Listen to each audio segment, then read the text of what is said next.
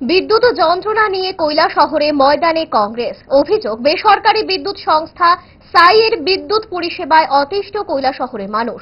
ক্ষোভের আঁচ টেনে নিয়ে যাওয়া হল বিক্ষোভ মিছিল আর ধর্ণা কর্মসূচিতে।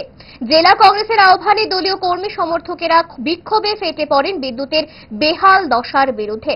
বিদ্যুৎ বিভাগের মহকুমা অফিসের সামনে হয় বিক্ষোভ ধর্ণা কর্মসূচি। এই বিক্ষোভ কর্মসূচি নেতৃত্বে ছিলেন জেলা কংগ্রেস নেতা বদরুজ্জামান এবং কংগ্রেস নেতা রুদেন্দ্র ভট্টাচার্য। বর্ধিত বিদ্যুৎ মাশুল প্রত্যাহার সহ স্মার্ট মিটার ব্যবস্থা বাতিলের দাবিও তোলা হলো বিক্ষোভ কর্মসূচি থেকে। ক্ষোভের কথা তুলে ধরে জেলা কংগ্রেস নেতা বদরুজ্জামান কি জানালেন দেখুন। তেলেঙ্গানায় কংগ্রেসের সরকার, সেখানে যদি 200 ইউনিট বিদ্যুৎ বপন করতে পারেন, দিল্লিতে তৎকালীন কেজরিওয়ালের সরকার বিদ্যুৎ মাশুল যদি 200 মিটার পর্যন্ত 200 মিটার বিদ্যুৎ যদি বপন করতে পারেন, এই রাজ্যের ডাবল ইঞ্জিনের সরকার কেন বিদ্যুতের মাশুল বৃদ্ধি বরোধ করতে পারছেন না এবং গরিব অংশের মানুষকে কেন 200 ইউনিট পর্যন্ত বিদ্যুৎ ফ্রি দিতে পারছেন না?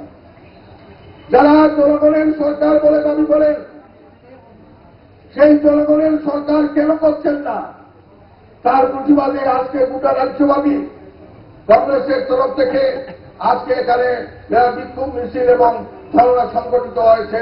ভালো খাবার দেখে অম্বলের কথা মনে পড়ে, তার সমাধান 5 দশক ধরে গ্যাস, অম্বল ও পেটের সমস্যার একমাত্র সমাধান গ্যাস নয়।